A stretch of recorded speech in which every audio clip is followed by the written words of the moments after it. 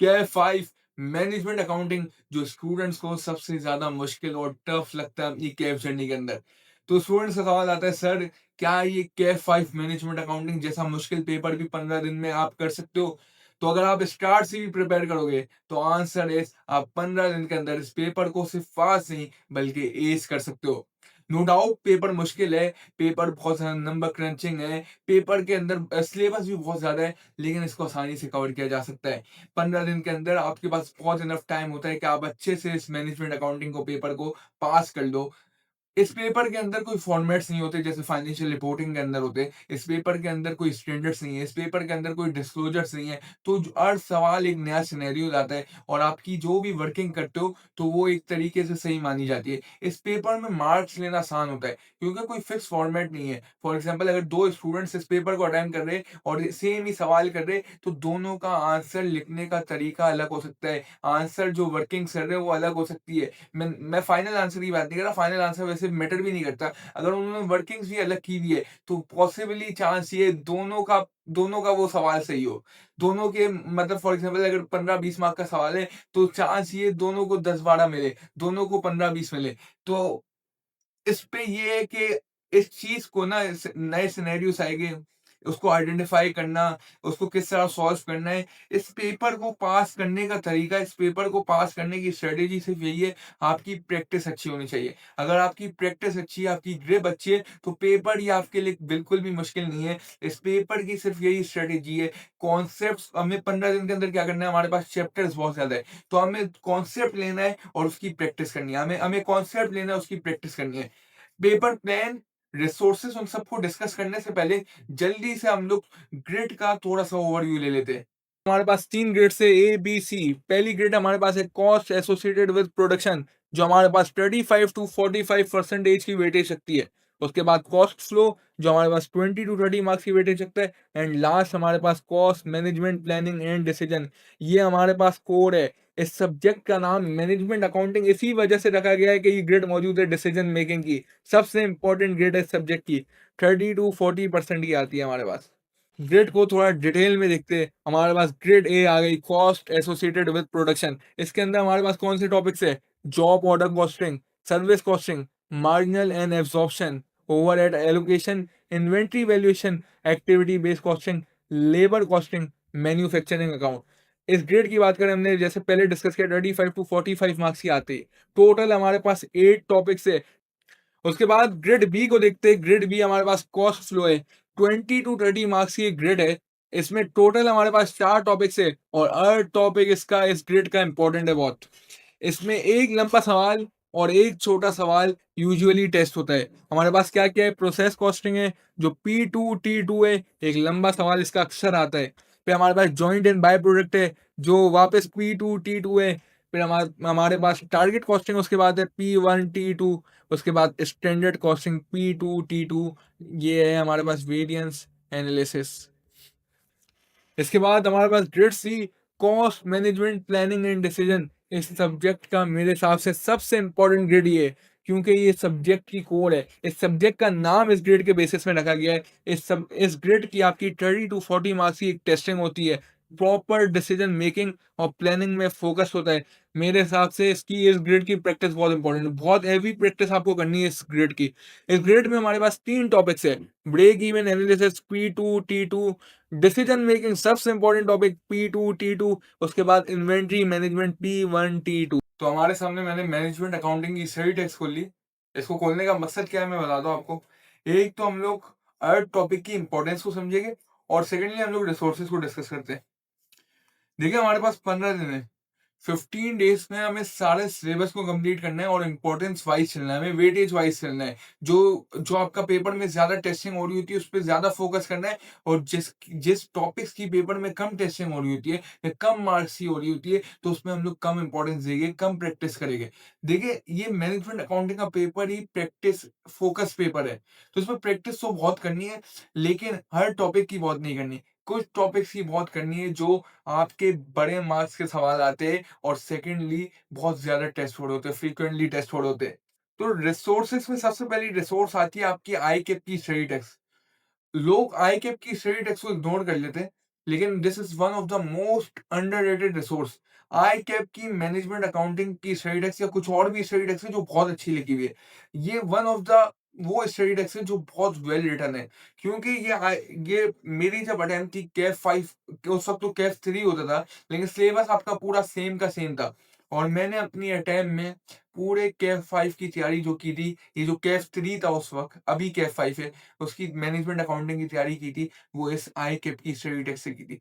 मैंने एक लेक्चर भी नहीं देखा था। मैंने सिर्फ़ आईकैप की study desk 2-3 bar I think so पढ़ी थी।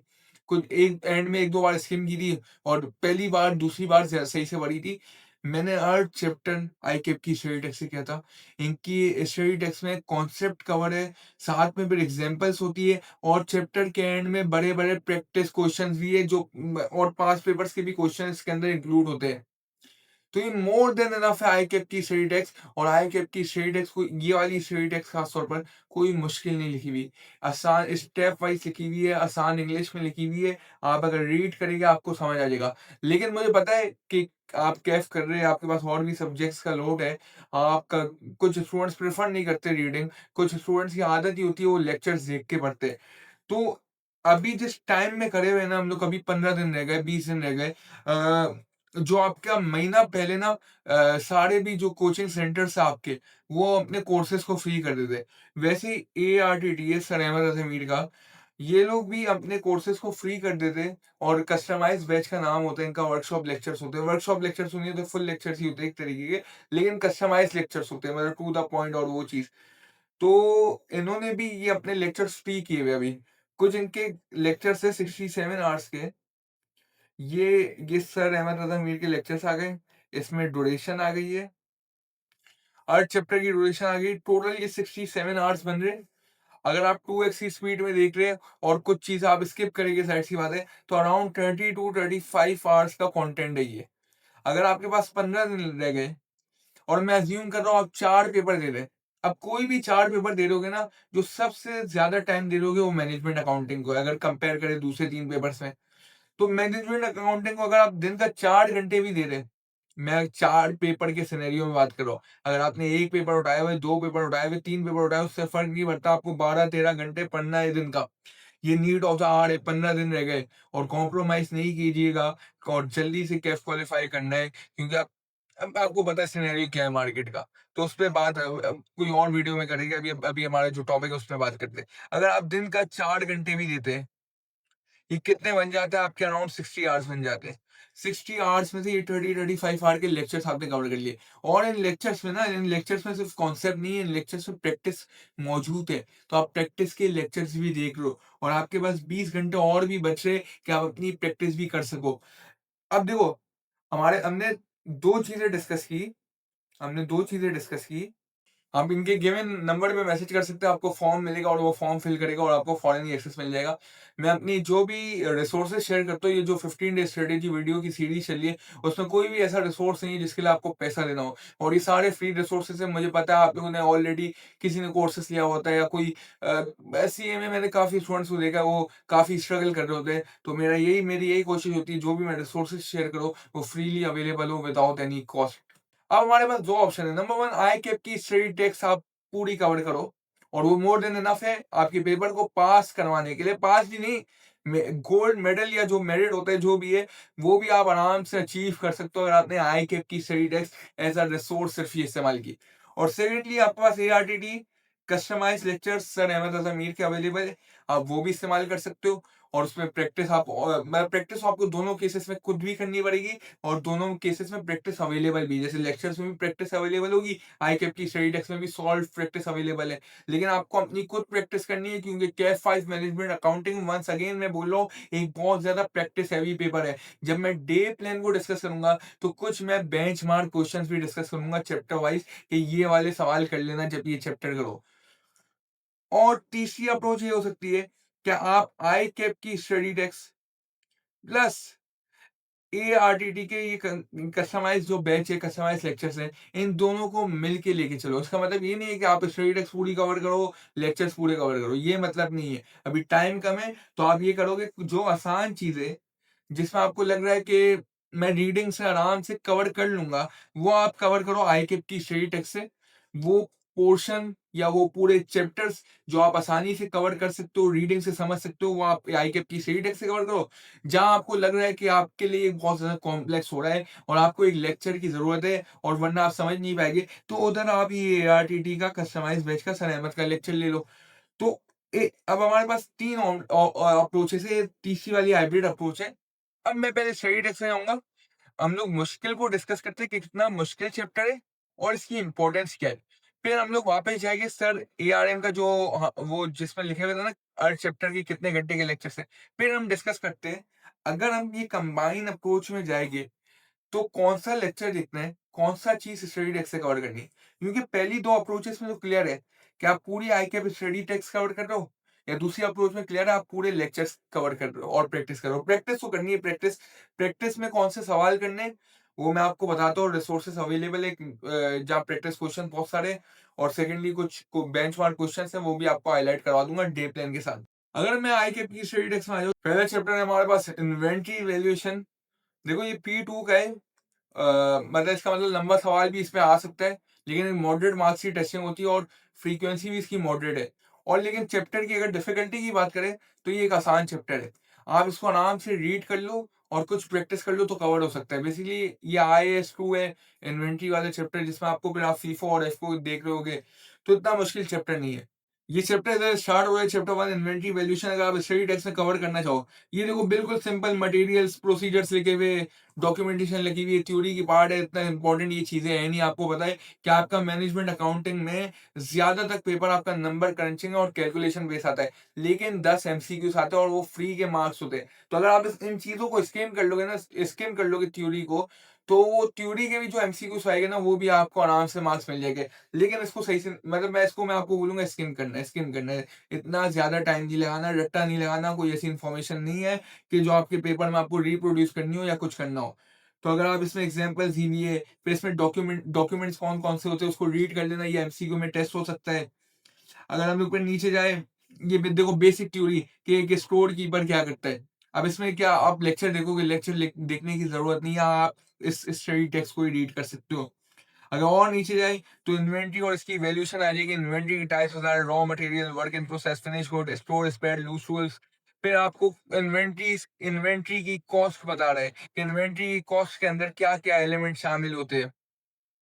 अगर और नीचे आ जाए फिर एनआरवी की टेस्टिंग कर रहा है कि inventory should be valued at lower of cost और एनआरवी। ये IAS 2 का थोड़ा बहुत पार्ट है जो आपको पढ़ाया हुआ है, आसान सा पार्ट है क्योंकि आप रिपोर्टिंग में इस चीज़ों को देख रहे होते हो तो आपके लिए कोई मुश्किल बात नहीं है। अगर और नीचे आ जाए एग्जाम्पल्स दी हुई एग्जाम्पल्स अच्छी होती है। इन एग्जाम्पल्स को ज़ाहिर-सी बात है आपके पास इतना टाइम नहीं होगा हर एग्जाम्पल को आपको खुद सॉल्व करो, तो इसके सॉल्यूशंस को देखोगे तो अच्छी खासी चीज़ आपकी कवर हो जाएगी। अच्छी खासी कन्फ्यूजन्स क्लियर हो जाएगी और चैप्टर भी वैसे इन्वेंटरी वैल्यूएशन का आसान है, लेकिन मैं आपके साथ थोड़ा बहुत आपको दिखा देता हूँ। ये और एग्जाम्पल्स आ गई हमारे पास। फिर जर्नल एंट्रीज़ आ गई। देखो जर्नल एंट्रीज कम टेस्ट होती है, मैनेजमेंट अकाउंटिंग का पेपर है। मैनेजमेंट अकाउंटिंग का पेपर का स्ट्रक्चर रिपोर्टिंग वाला स्टाइल नहीं होता। रिपोर्टिंग में तो आपको पता है स्टेटमेंट सारी होती है, जर्नल एंट्री सारी होती है, डिस्क्लोजर सारे होते हैं, लेकिन मैनेजमेंट अकाउंटिंग का पेपर जर्नल एंट्रीज आपकी कम ही टेस्ट होगी, लेकिन इसको ऊपर से स्किम कर लेना।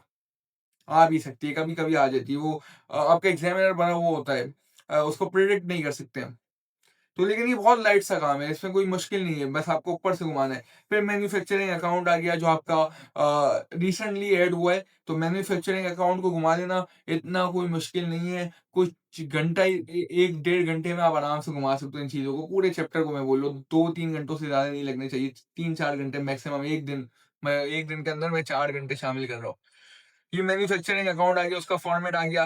फिर ये स्टेटमेंट ऑफ कॉम्प्रिहेंसिव इनकम या statement of profit and loss में किस तरह इनकॉर्पोरेट होता है, वो आ गया। बस फॉर्मेट ही लिखना है। फिर कुछ पॉइंट्स टू रिमेंबर आ गए, फिर एग्जांपल्स आ गई हमारे पास।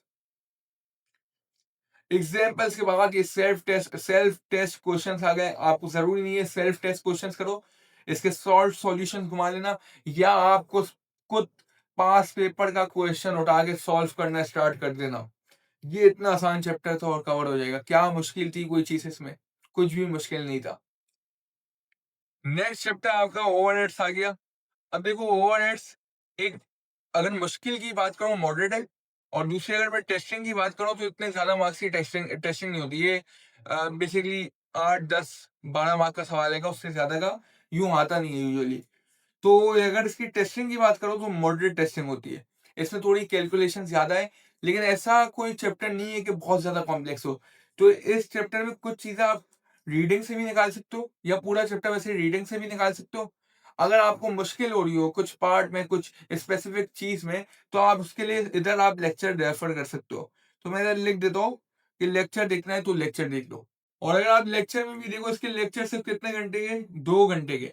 2 घंटे का मतलब आप 1 घंटे में कवर कर लोगे, 2x में देखोगे तो 1 घंटे के अंदर लेक्चर कवर, 1 डेढ़ घंटे के अंदर आपने उस चैप्टर को स्किम कर लिया और एंड के 1 डेढ़ 2 घंटे में आपने जल्दी से उसके कुछ क्वेश्चंस कर लिए और या सॉल्यूशंस घुमा लिए। तो ये बहुत आसानी से आपका कवर हो जाएगा। अब इसमें देखो बेसिकली क्या है, आपके कुछ एक्सपेंसेस के बारे में बात होगी, मैन्युफैक्चरिंग एक्सपेंसेस में आपके पास क्या-क्या आता है, कॉस्ट सेंटर, ओवरहेड एब्जॉर्प्शन, फिर ओवर और अंडर अप्लाइड एब्जॉर्ब्ड ओवरहेड, फिर क्वेश्चंस आएंगे। अगर इसको थोड़ा बहुत हम लोग चैप्टर ऊपर से देखें, तो पहले आपकी एक्सपेंसेस के बारे में बात करें, डायरेक्ट एक्सपेंसेस का स्किम करना है क्योंकि बहुत जनरल चीज़ें, मतलब ऐसी कोई चीज़ नहीं है, कॉम्प्लेक्स चीज़ नहीं है कि इस पे इन चीज़ों में आपको लेक्चर देखने की ज़रूरत पड़े। वैसे भी 1 घंटे का लेक्चर है, अगर देखना है तो भी चीज़ें कवर हो जाएगी। इनडायरेक्ट एक्सपेंसेस क्या होती है, फिर एग्जांपल्स आ गए। अगर आगे चले कॉस्ट बिहेवियर आ गया कि वेरिएबल कॉस्ट क्या है, फिक्स कॉस्ट क्या है, ये रीडिंग से बहुत आसानी से कवर कर सकते हो, बेसिक कॉन्सेप्ट है, कोई इतनी मुश्किल बात नहीं है। फिर प्रोडक्शन ओवरहेड क्या होते हैं, नॉन प्रोडक्शन ओवरहेड क्या होते हैं, इसको रीड करोगे और ये चीज़ें बहुत आसानी से कवर हो जाएगी। आगे चलते कुछ एग्जांपल्स आ गई। फिर हमारे पास कॉस्ट सेंटर क्या है, कॉस्ट सेंटर कौन से सेंटर्स होते हैं, आपका प्रोडक्शन कॉस्ट सेंटर क्या है, सर्विस कॉस्ट सेंटर क्या है।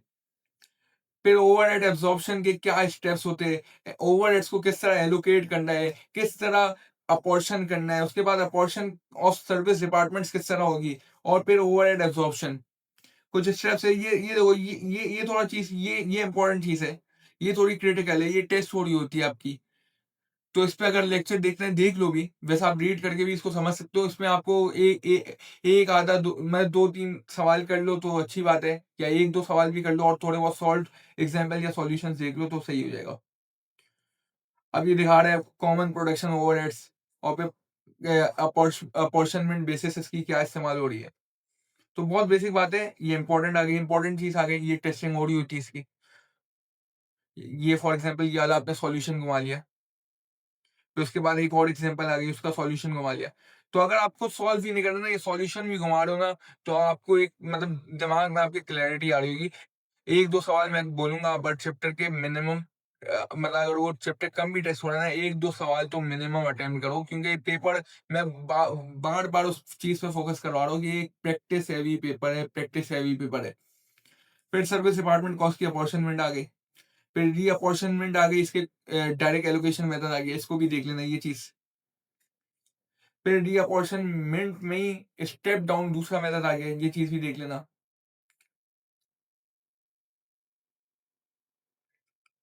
फिर ये कुछ एग्ज़ाम्पल्स हैं हमारे पास, एग्ज़ाम्पल्स चल रही है। इन एग्ज़ाम्पल्स को देखना थोड़ा ज़रूरी है क्योंकि ये थोड़ा-सा कैलकुलेशन हैवी और इसमें थोड़ी बहुत चीज़ें कॉन्सेप्चुअल लग रही है, तो इसकी एग्ज़ाम्पल्स घुमा लेना। फिर थोड़ा बहुत इन्होंने बेसिक बता दिया, एब्ज़ॉर्प्शन कॉस्टिंग क्या है, मार्जिनल कॉस्टिंग आपके पास क्या है, फिर ये आपका ओवरहेड एब्ज़ॉर्प्शन रेट क्या होता है, और भी एग्ज़ाम्पल्स हमारी चल रही है, इसमें कुछ कैल सवाल है, प्रैक्टिस है। और उसके बाद आपका ओवर और अंडर एब्सॉर्ब्ड ओवरहेड्स, इसका एक कॉन्सेप्ट है, इंपॉर्टेंट कॉन्सेप्ट है, इसको देख लेना। इसको ऐसे लेक्चर से भी कवर कर सकते हो या रीड कर लो, इतना मुश्किल नहीं है। और वैसे एक चीज़ बताओ, अब तो अगर रीडिंग से भी कर रहे हो ना और कोई चीज़ समझ नहीं आ रही, आपके पास इतने अच्छे-अच्छे लार्ज लैंग्वेज मॉडल्स अवेलेबल है। फॉर एग्ज़ाम्पल क्लॉड है, क्लॉड के मॉडल है, क्लॉड ओपस है, क्लॉड सोनेट है, फ्री में भी क्लॉड सोनेट तो फ्री में भी चलता है। फिर जीपीटी के भी अच्छे मॉडल्स अब तो आ गए। जेमिनी भी काफ़ी अच्छा चल रहा है। तो आपको कोई अगर पार्ट समझ नहीं आ रहा, आप सिर्फ़ उसका स्क्रीनशॉट लो और उसको कंट्रोल वी पेस्ट उधर जाके कर दो। वो आपको बिल्कुल आसानी से एक, मतलब एक स्टूडेंट, एक टीचर की तरह आपको वो समझा देगा। इस फॉर एग्जांपल इस स्क्रीनशॉट के अंदर ये हो रहा है, इसको ये करना था, इसकी बेसिस ये थी, इसकी वजह ये थी। तो उस आर्टिफिशियल इंटेलिजेंस को भी यूज़ करें, उससे डरे ना, सिर्फ़ उसको इस्तेमाल करें, और पढ़ाई में तो बहुत ज़्यादा इफ़ेक्टिव है वो। मैंने पर्सनली कुछ चीज़ों में इस्तेमाल किया है, और जिनको मैंने रिकमेंड किया तो उनका इतना अच्छा फीडबैक आया, इस वजह से मैं अभी वापस आपको ये चीज़ बता रहा हूँ। फिर इसमें ये थोड़ा बहुत आपके पास स्टेप्स आ गए, एक समरी आ गई कि सारे स्टेप्स क्या है, उसको समराइज़ कर दिए। फिर हमारे पास और एग्ज़ाम्पल्स आई, फिर वापस हमारे पास एंड में सेल्फ टेस्ट क्वेश्चन्स आ गए। तो ये चैप्टर भी बहुत ही आसान था। इसको आप स्टडी टेक्स्ट से भी कर सकते थे, और 2 घंटे के लेक्चर से वो देख के भी कवर कर सकते थे, तो कोई मुश्किल बात नहीं थी इस चैप्टर में भी। तो प्रैक्टिस ज़रूरी है। उसके बाद chapter number 3, ABC costing, activity based costing. Chapter आसान है, मॉडरेट है, मुश्किल नहीं है। अगर आपने एक बार इसको सही से पढ़ लिया तो चैप्टर तो बहुत आसान लगेगा, कोई इतना मुश्किल नहीं है। इसकी टेस्टिंग भी कम ही होती है। अब आज तक जब से ये चैप्टर आया है हमारे कैट 5 मैनेजमेंट अकाउंटिंग के अंदर, तो इतनी बार टेस्ट नहीं हुआ, लेकिन कभी-कभी अचानक से ये टेस्ट कर लेता है एग्जामिनर, और ये आपका 8 से 10 मार्क का ही टेस्ट थोड़ा होता है। तो अगर मार्क्स भी बोलो तो मॉडरेट लेवल का होता है, फ्रीक्वेंसी भी इतनी ज़्यादा नहीं है, और इसकी अगर मैं डिफ़िकल्टी लेवल भी बोलूँ तो मॉडरेट है। लेकिन आपको करके जाना है, इसकी भी कम से कम 1-2 सवाल प्रैक्टिस करना है, और सॉल्व्ड एग्जाम्पल्स को देखना है। अब ये चैप्टर भी आप स्टडी टेक्स्ट से भी कर सकते हो, और आप मॉडरेट टेस्ट हैं, तो अगर किसी को स्टडी टेक्स्ट समझ नहीं आ रही, तो वो आपकी लेक्चर्स में भी जा सकते हैं। लेक्चर्स में भी इसकी ड्यूरेशन अगर आप सिर्फ देखो, 1 घंटे की ड्यूरेशन है, तो 1 घंटा मतलब अराउंड 30 टू 40 मिनट्स आपके लगेंगे लेक्चर को कवर करने में, और कुछ प्रैक्टिस करोगे 1.5-2 घंटे में वो हो जाएगा। आधा पौना घंटा चैप्टर स्किम कर लेना, तो समझो 3 साढ़े 3 घंटे में पूरा चैप्टर कंप्लीट वाइंड अप हो जाएगा। और अगर आप सिर्फ स्टडी टेक्स्ट में जा रहे हो, तो वो तरीका भी आपका सही है। ये हमारे पास चैप्टर नंबर 3 आ गया, एक्टिविटी बेस्ड कॉस्टिंग। पहले तो ये आपको बताएगा एक्टिविटी बेस्ड कॉस्टिंग क्या होती है, और ये ट्रेडिशनल कॉस्टिंग से किस तरह डिफर करती है। तो थोड़ी बहुत थ्योरी इसको रीड कर लेना। उसके बाद ये थोड़ा और रीजन बता रहे हैं कि एबीसी कॉस्टिंग को क्यों डेवलप किया गया है। एक पेज है, थ्योरी स्किम करनी है। फिर इंपॉर्टेंट चीज आपका ये जो इसका पार्ट 3 उधर से शुरू हो गया, कि कॉस्ट पूल क्या होता है, कॉस्ट ड्राइवर क्या होता है, ये एबीसी कॉस्टिंग की बेसिस है। इस चीज को अच्छे से देखता हूँ।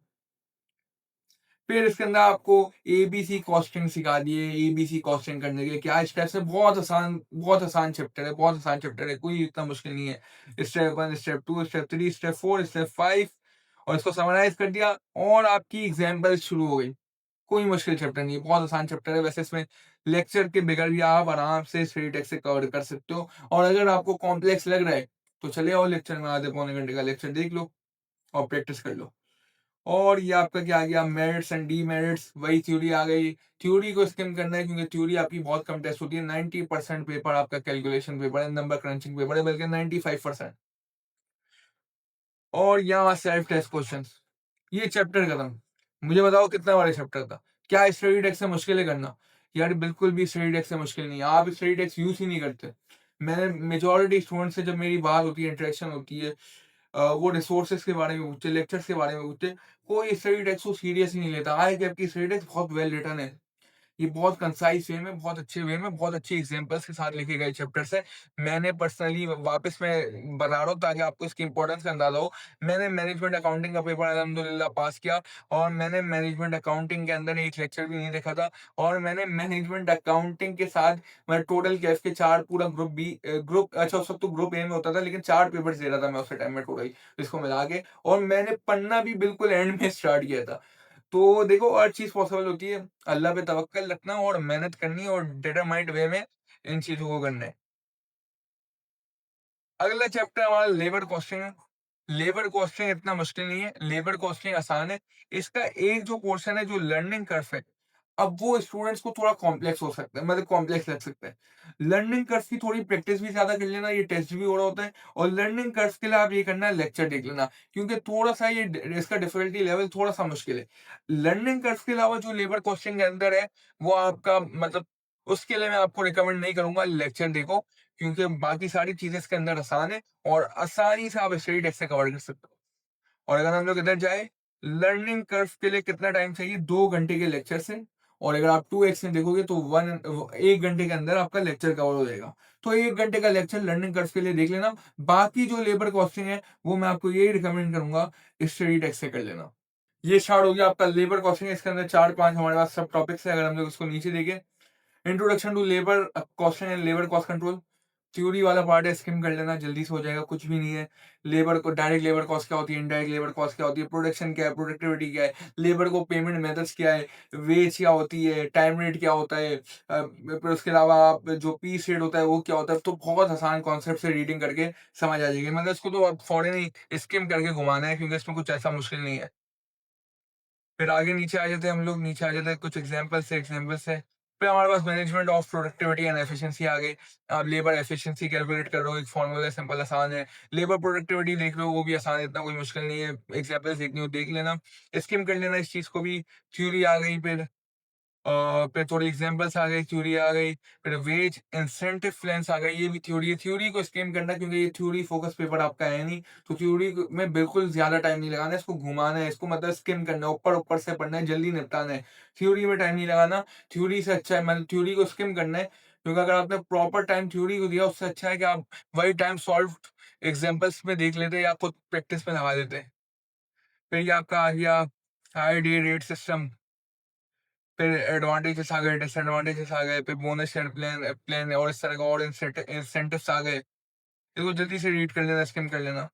फिर आपका लर्निंग कर्व आ गया। लर्निंग कर्व आसान है, इसका आसान नहीं, मैंने आपको बताया कि टेस्टिंग थोड़ी मॉडरेट, डिफिकल्टी लेवल थोड़ा सा मॉडरेट और मुश्किल है। तो इसके लिए मैंने आपको रिकमेंड किया आप लेक्चर देख लेना। और अगर आपको स्टडी टेक्स्ट से समझ आ जाता है तो अच्छा है, टाइम आपका जो सेफ हो जाए।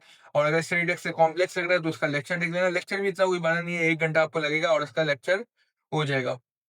ये आपका लर्निंग कर्व आ गया। लर्निंग कर्व की एग्जांपल्स आ गई। लर्निंग कर्व इंपॉर्टेंट है, लेक्चर देखना हो, थोड़ा सा टाइम लगाना है, लगा लो, प्रैक्टिस भी कर लेना लर्निंग कर्व की स्पेशली। बाकी कोई ऐसी चीज नहीं है इसमें प्रैक्टिस करने वाली, सच बात है कि एग्जांपल अगर सॉल्व भी घुमा ली ना तो मोर देन एनफ है। तो प्रैक्टिस करने वाली चीज थी वो लर्निंग कर्व थ्योरी थी। अच्छा, ये रिकॉर्डिंग एंड अकाउंटिंग आ गई। अकाउंटिंग वाली चीजें इस पे आपको मैं बताया, इस पेपर में कम ही टेस्ट होती है, जर्नल एंट्रीज आपकी मुश्किल ही आपको टेस्टिंग होते हुए दिखे, तो बस इसको रीड कर लेना, घुमा लेना, स्किम कर लेना, कि अगर कभी एग्जामिनर ने डाल दी तो कुछ ना कुछ आधा तो अटेम्प्ट कर लो। सही है? ये बस तुम्हारे अंदर कुछ भी नहीं है, एक पेज है और कोई ऐसा मुश्किल पेज भी नहीं था, कुछ भी नहीं था। बिल्कुल बेसिक जर्नल एंट्री से आप रिपोर्टिंग का पेपर दे चुके होगे, या रिपोर्ट अगर कॉर्पोरेट रिपोर्टिंग का पेपर दे रहे भी हो या अगर आगे भी दे रहे हो तो फर्क नहीं पड़ता, हो जाएगा, आसान है। फिर हमारे पास सेल्फ टेस्ट क्वेश्चन आ गया अगेन। बहुत आसान चैप्टर। लर्निंग कर्व एक छोटा सा इंपॉर्टेंट एस्पेक्ट था जो आपको जिस पे फोकस रखना है इस वाले लेबर कॉस्टिंग के अंदर। नेक्स्ट चलते कॉस्ट इन प्रोडक्शन। बहुत आसान चैप्टर है, इसको जल्दी से घुमा लेना। और ये इतना यूजुअली टेस्ट नहीं हो रहा होता और ना ही इतना मुश्किल है, तो इसको स्टडी टेक्स्ट से भी कर सकते हो। और अगर लेक्चर से भी करना चाहो तो इतना कोई बड़े लेक्चर्स है नहीं इसके। इसके अंदर आपका क्या आ गया, accounting information and types of accounting systems आ गए, अकाउंटिंग फॉर इन्वेंट्री आ गया, और कॉस्ट बुक कीपिंग सिस्टम्स आ गए। तो इतना मुश्किल कोई चैप्टर नहीं है। इसको आप स्टडी टेक्स्ट से स्किम करना चाहो तो स्टडी टेक्स्ट से स्किम कर लो। वैसे भी मैंने आपको बताया टेस्टिंग इसकी कम ही होती है, लेकिन कभी कभी बड़े मार्क्स में टेस्ट हो जाता है, बहुत कम, बहुत कम। और अगर इसके लेक्चर भी देखना है ना तो ये इंटरलॉकिंग एंड इंटीग्रेटेड के नाम से आ रहा है, 1 घंटे का लेक्चर है, मतलब आधे पौने घंटे में ये चीज कवर हो जाएगी। तो इतनी कोई मुश्किल नहीं है, इसको ऊपर से स्किम कर लेना, इस पे इतना ज़्यादा फोकस नहीं रखना है बेसिकली। ठीक है, स्किम कर लेना कि कभी आ गया, देखो मैं कुछ चीज़ों में बोलूँ कि कभी आ गया तो एटलीस्ट आप 50% उसको अटेम्प्ट करने के काबिल हो। आपका एम क्या होना चाहिए, वैसे इसका पासिंग रेशियो मैनेजमेंट अकाउंटिंग के पेपर का passing ratio on an average 35 to 40% रहता है, जो बाकी पेपर्स को अगर कंपेयर करो तो एक अच्छा पासिंग रेशियो है। लेकिन थोड़ा सा पेपर मुश्किल है। और देखो इस पेपर में अगर आपको मुश्किल भी हो ना तो भी टेंशन नहीं लेनी आपको। उस सवाल में जो सवाल मुश्किल भी लग रहा है उसमें भी ज़्यादा से ज़्यादा वर्किंग करनी है। पूरा जो पेजेस है ना आप वर्किंग से भर देना। मतलब एक अच्छे नीट एंड टाइडी, एक नीट एंड क्लीन वे में करनी है, लेकिन वर्किंग से भर देना। वो वर्किंग के आपको मार्क्स मिलेंगे। इसमें देखो रफ वर्किंग सी चली होती है, कोई फॉर्मेट है नहीं क्लियर, अपने फॉर्मेट बना दोगे, जो समझ आ रहा होगा पेपर में कर लोगे, लेकिन इस पे रुकना नहीं। आपकी पेन नहीं रुकनी चाहिए। मतलब आप जाहिर सी बात है सोचने के लिए टाइम लोगे, जो सवाल पढ़ने के लिए टाइम लोगे, लेकिन बेकार में टाइम वेस्ट नहीं करना। आपकी पेन नहीं रुकनी चाहिए, जो समझ आ रहा हो करते जाना और इंशाल्लाह पेपर आसानी से पास हो जाएगा। इतना टेंशन की बात नहीं है। मैनेजमेंट अकाउंटिंग जो ज़्यादा से ज़्यादा अटेम्प्ट करके आता है और जिसकी कोशिश होती है 60-70% वो सही अटेम्प्ट करे, वो इस पेपर को पास कर लेता है। अब इसके अंदर देखो बहुत बेसिक चीज़ें आ गई, accounting information and types of accounting system आ गए। अब आप मैंने इसको बोला ना 1 घंटे के लेक्चर से भी आप इसको कवर कर सकते हो, करना चाहो इतना मुश्किल नहीं है, लेकिन आप छोड़ नहीं सकते कोई भी चीज़ को। क्योंकि ये लंबा सवाल इसका ये आ जाता है, ये क्योंकि आपका T2 वाला वो है। फिर अकाउंटिंग फॉर इन्वेंटरी आ गई, कॉस्ट फ्लो आ गया, इसको देख लेना बहुत आसान है, कोई ऐसी मुश्किल चीज़ है नहीं। वैसे लेक्चर से कवर करना चाहो, लेक्चर से कवर कर सकते हो, और अगर इसको भी रीड करना चाहो, तो इसको रीड करके भी, स्किम करके भी आपकी चीज़ें कवर हो जाएगी। फिर फॉर्मेट्स आ गए आपके कुछ, और कुछ एंट्रीज़ आ गई, और ये कॉस्ट बुक कीपिंग सिस्टम आ गया, इंटीग्रेटेड अकाउंट्स, इंटरलॉकिंग अकाउंट्स, और ये थोड़े बहुत प्रैक्टिस, एग्ज़ाम्पल्स और क्वेश्चन्स हैं, और फिर थोड़े एडवांटेजेस, डिसएडवांटेजेस दोनों टाइप्स ऑफ अकाउंटिंग के, और ये आपकी इलस्ट्रेटिव एग्ज़ाम्पल्स आ गए। एक लंबी एग्ज़ाम्पल है जो पूरी चीज़ को समराइज़ कर रही है बेसिकली एंड में। तो अगर इस एग्ज़ाम्पल को ही घुमा लो, तो आपकी एक अच्छी कवरेज हो जाएगी। फिर कुछ इलस्ट्रेशन आ गई कि किस तरह काम कर रहा होता है, और ये सेल्फ टेस्ट क्वेश्चंस आ गए, और ये चैप्टर कंप्लीट हो गया। तो हमारा कॉस्ट टू प्रोडक्शन कम हो गया। इसमें फोकस आपका कम होना चाहिए, फोकस आपका कम होना चाहिए, इतना कोई टेस्ट नहीं होता। लेबर कॉस्टिंग के अंदर आपका फोकस लर्निंग कर्व पे होना चाहिए। एक्टिविटी बेस्ड कॉस्टिंग में अगर आपने 1-2 सवाल कर लिए, आपने स्टेट्स समझ लिए, तो आपका काम हो जाएगा। ओवरहेड्स में जो आपकी जो नंबर्स वाली चीज़ थी, जिसमें मैं बताया था फोकस करना, उस पे फोकस कर लेना। इन्वेंटरी वैल्यूएशन आपका आसान है, इतना कोई मुश्किल नहीं है। तो इधर हमारे 5 चैप्टर्स कवर हो गए। अगर जॉब एंड सर्विस कॉस्टिंग की भी बात करो, इसकी भी टेस्टिंग कम होती है। टेस्टिंग भी कम होती है, और जो टेस्टिंग होती है वो भी आसान होती है, आसान चैप्टर है, मतलब इतनी कोई डिफिकल्टी लेवल इतना मुश्किल नहीं है। तो अगर इसको चाहो तो स्टडी टेस्ट से कर सकते हो आप आसानी से। फिर ये हमारा चैप्टर नंबर 6 आ गया, इसमें जॉब कॉस्टिंग है और सर्विस कॉस्टिंग है।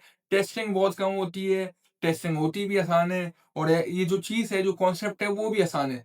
तो मैं इसको आपको रिकमेंड करूँगा, स्टडी टेस्ट से इसको घुमा लो, एग्जाम्पल देख लो। अगर एक आधा पास पेपर करना हुआ तो वो कर लेना सॉल्व। पहले आपकी जॉब कॉस्टिंग आ गई, पहले आपको समझा दी जॉब कॉस्टिंग होती क्या है, जॉब कॉस्टिंग करते क्यों है, फिर इसकी इलस्ट्रेशन आ गई, जॉब कॉस्टिंग होती किस तरह है। फिर थोड़ी एग्जांपल्स आ गई, थोड़ी और चीजें उन्होंने बता दी, और आपका समझो जॉब कॉस्टिंग इधर एंड हो जाएगा।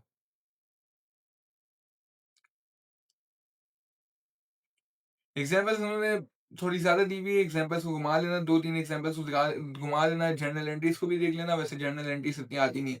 सर्विस कॉस्टिंग है, सर्विस कॉस्टिंग जॉब कॉस्टिंग से भी कम आता है, और जॉब कॉस्टिंग से भी आसान है। जॉब कॉस्टिंग का भी टेस्ट हो गया, छोटे मतलब ये, वैसे वो टेस्ट हुआ भी तो 7-8 मार्क का होगा, 10 मार्क का मैक्सिमम होगा, और लेकिन टेस्ट बहुत कम होता है। अगर जॉब कॉस्टिंग कर लिया, सर्विस कॉस्टिंग घुमा लेना, सर्विस कॉस्टिंग और कम टेस्ट होता है, बहुत कम टेस्ट होता है।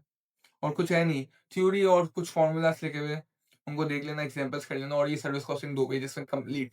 इसके लिए मेरे ख़्याल से मैं आपको रिकमेंड नहीं करूँगा लेक्चर सीखो, इतना टाइम नहीं है। ये आप 1 घंटे के अंदर चैप्टर घुमा के कंप्लीट कर लोगे, एक आधा पास पेपर भी कर लोगे, 1.5 घंटे के अंदर काम हो जाएगा आपका। और मैक्सिमम अगर 2 घंटे भी लगा लो, आधा घंटे का बफर लगा लो, उसके ऊपर भी आधा घंटे का बफर लगा लो, 2.5 घंटे। 2.5 घंटे बहुत ज़्यादा बोल रहे हो इस चीज़ के लिए, बस स्किम करना है इसको, और आपका काम हो जाएगा। और इतनी कोई मुश्किल भी नहीं है, रीड करोगे बहुत, मतलब कॉन्सेप्चुअली मुश्किल चीज़ नहीं है, कुछ भी नहीं है। अब देखो चैप्टर 7 प्रोसेस कॉस्टिंग, अब मैं ये बोलूँगा कॉन्सेप्चुअली ये एक हैवी है। इसमें बहुत सारी चीज़ें आ रही होती है, बहुत सारी चीज़ें कवर करनी होती है, बहुत सारी एडजस्टमेंट्स आ रही होती है, बहुत थोड़ा-सा बड़ा चैप्टर है। बड़ा चैप्टर है, देखो इसकी टेस्टिंग हैवी होती है, बट बड़े मार्क्स में आ सकता है। 15-20 मार्क का सवाल एक्सपेक्ट कर सकते हो। और सेकंडली डिफिकल्टी इसकी मॉडरेट टू डिफिकल्ट है। कुछ चीज़ें आसान है, कुछ चीज़ें मॉडरेट है, लेकिन कुछ चीज़ें थोड़ी मुश्किल है। इसमें बहुत चीज़ें असल में बहुत ज़्यादा है। तो इसके लिए आप ये कर सकते हो, स्टडी टेक्स्ट को लो, स्टडी टेक्स्ट को साथ में घुमाओ, और कुछ हिस्से में जो मुश्किल चीज़ें आपको जहाँ समझ नहीं आ रही, जहाँ आपको लग रहा है कि यार ये बस मेरे ऊपर से निकल जाएगा, तो वहाँ आप लेक्चर को रेफर कर लो, वहाँ लेक्चर को रेफर कर लो। और अगर आप पूरा लेक्चर देख के भी कवर करना चाह रहे हो, तो 7 घंटे जो आपका 3 है ना, हाफ आवर बनता है, अगर आप 2x में देखो, तो 3.5 घंटे के अंदर आप प्रोसेस क्वेश्चन को कवर कर सकते हो, और उसके अलावा थोड़ी बहुत प्रैक्टिस इसकी प्रैक्टिस करनी है, थोड़ी सही से प्रैक्टिस करनी है। अगर जहाँ कम सवाल करने थे, इसके थोड़े ज़्यादा सवाल करने, ज़्यादा सॉल्यूशंस घुमाने। तो इसके डे प्लान में भी मैंने इसके थोड़ा टाइम मैं ज़्यादा ही डालूँगा। अभी डे प्लान में हम लोग एंड में आएँगे, अभी थोड़े बहुत हम लोग इसको ही डिस्कस कर रहे हैं। इसको हम लोग स्टडी टेक्स्ट में भी देख लेते हैं, स्टडी टेक्स्ट में हमारे पास क्या-क्या चीज़ें ऊपर-ऊपर से जल्दी से देख लेते हैं, स्किम कर लेते हैं। लेकिन इसको इसको प्रोसेस कॉस्टिंग का अगर लेक्चर देखना चाहो ना, अगर मुश्किल लग रहा हो, स्टडी टेक्स्ट जहाँ जहाँ स्टडी टेक्स्ट रीड करना स्टार्ट करना, जहाँ आपको मुश्किल लगे कि ये चीज़ मुझे समझ नहीं आ रही। या पहले ट्राई करना है, आसान लगे तो मतलब आपको थोड़ी बहुत समझ नहीं आ रही, तो एआई से पूछ लेना। अगर आपको लगे आपके कॉन्सेप्ट से ले यार ये और टाइम वेस्ट हो रहा है, क्योंकि इस मोमेंट में आप टाइम वेस्ट अफोर्ड नहीं कर सकते। तो आप लेक्चर पे चले आना, लेक्चर इतने लंबे नहीं है, 3.5 घंटे में प्रोसेस क्वेश्चन पूरा कवर हो जाएगा। 7 घंटे का लेक्चर है, 2x में देख लेना और आपका काम हो जाएगा। अब ये देखो, प्रोसेस क्वेश्चन मैंने आपको बोला था लंबा चैप्टर है, इसके अंदर हमारे पास बहुत सारे पॉइंटर्स हैं, आपको ये सारी चीज़ें कवर करनी है। मैंने ये स्टडी डेस्क से कवर किया था पर्सनली, थोड़ा टाइम लगाया था इस चैप्टर में। प्रैक्टिस तो अनफॉर्चुनेटली मैं ज़्यादा नहीं कर पाया था, मेरे पास टाइम बहुत कम था मेरे टाइम में। लेकिन आपको मैं ये रिकमेंड करूँगा, इसकी प्रैक्टिस करनी है, इसकी प्रैक्टिस करनी है। और सेकंडली इसके लेक्चर देख सकते हो ना, अगर मुश्किल लग रही है स्टडी डेस्क, इसके लेक्चर्स भी देख लो, लेक्चर्स में टाइम लगा लो, इन्वेस्ट कर लो थोड़ा टाइम। और आप देखोगे ये पहला जो इंट्रोडक्शन टू प्रोसेस कॉस्टिंग है, इसमें कुछ भी नहीं है, थ्योरी है। प्रोसेस कॉस्टिंग के बारे में बताया, प्रोसेस कॉस्टिंग की बेसिस क्या होती है, किस तरह वो वर्क करता है। तो प्रोसेस ये आप ये आराम से स्टडी टेक्स्ट से कवर कर सकते हो। इससे आपकी एक जनरल ओवरव्यू बन जाएगा आपके दिमाग के अंदर, प्रोसेस कॉस्टिंग होती क्या है और उसकी बेसिक्स क्या है। अब आगे आओगे थोड़ी चीजें कॉम्प्लेक्स होती जाएगी, ऐसा ऐसा पहले लॉसेस आ गया कि नॉर्मल लॉस क्या होता है, फिर एबनॉर्मल लॉस आ जाएगा आपके पास। लॉसेस ये चीज भी कवर कर सकते हो। ये देखो, ये जो आ रहे हैं ना एग्जांपल्स, ये एग्जांपल्स को पढ़ोगे ना, ये मुझे अभी भी ये एग्जांपल मैंने अभी देखा ना, मुझे ज़हन में आ गई एग्जांपल ये वाली। क्योंकि मैंने ये स्टडी टेक्स्ट मैंने आपको बताया ना, मैंने एक दो बार तो अच्छे से घुमाई, और उसके बाद अगर मैं टोटल 3-4 बार टोटल वो मिला के किया होगा, क्योंकि 2-3 बार स्किम की थी, 1-2 बार अच्छे से पढ़ी थी। तो ये एग्जांपल मेरे अभी भी ज़हन में, क्योंकि प्रोसेस क्वेश्चन में मैंने टाइम लगाया था, इसके सॉल्यूशंस को मैंने देखा था। तो ये एक्स और वाई, जो प्रोसेस है एक्स, प्रोसेस वाई, तो ये अभी भी मुझे याद है ये वाली एग्जांपल। फिर ये ऐसी चीज़ है कि कवर कर सकते हो, इतनी मुश्किल नहीं है। अब इसके आगे ना जो एडजस्टमेंट्स आ रही होगी ना, वो थोड़ी मुश्किल है। अभी डिफ़िकल्टी लेवल बढ़ते जाएगा, और जहाँ डिफ़िकल्टी लेवल आपसे मैनेज ना हो, तो वहाँ टाइम वेस्ट नहीं करना, लेक्चर पे मूव कर जाना। फिर नॉर्मल लॉस, फिर रिकवरी वैल्यू आ गया, और उसके नीचे आओगे, normal loss with cost of disposal आ गया। तो एडजस्टमेंट्स ना बढ़ते जा रही है अब। एब्नॉर्मल लॉस आ गया। अब चीज़ें ना मुश्किल होती जा रही है। Abnormal loss with recovery value आ गया, फिर एब्नॉर्मल गेन आ गया। तो इसलिए मैं बोल रहा हूँ, अगर जहाँ आपकी चीज़ें आउट ऑफ कंट्रोल जा रही है, वहाँ लेक्चर रेफर कर लेना, या लेक्चर ही अगर पूरा चैप्टर भी लेक्चर से कवर करना चाहो, पूरा चैप्टर भी लेक्चर से सिर्फ कवर कर सकते हो। स्टडी टेक्स्ट को इग्नोर भी करना हो इस मतलब इस चैप्टर के लिए, तो कर लेना। और अगर आपको लगता है स्टडी टेक्स्ट से कवर कर लोगे, तो study text is also perfect, क्योंकि मैंने भी स्टडी टेक्स्ट से किया था। लेकिन ये चैप्टर थोड़ा मुश्किल है, डिफिकल्टी लेवल ज़्यादा है, इससे मैं बार बार बोल रहा हूँ, लेक्चर रेफर कर लेना। एबनॉर्मल गेन आ गया, एबनॉर्मल गेन, जहाँ स्टेप वैल्यू, इसके अलग-अलग सिनेरियोस है, और हर सिनेरियो की एग्जांपल्स मौजूद है। ये अच्छी बात है कि आपको एग्जांपल से ना चीज़ें दिमाग में क्लैरिटी आ रही होती है। बस सिर्फ चीज़ें लिखी भी नहीं है, सिर्फ प्रोसेसेस लिखे हुए नहीं है, सिर्फ स्टेप्स लिखे हुए नहीं है। हर छोटी-छोटी चीज़ के, हर छोटी-छोटी एडजस्टमेंट्स के एग्जांपल्स मौजूद है। फिर process question with closing work in progress आ गया, फिर ओपनिंग वर्क इन प्रोग्रेस आ गया। ये आसान एडजस्टमेंट्स है। फिर आपका work in progress and losses आ गया।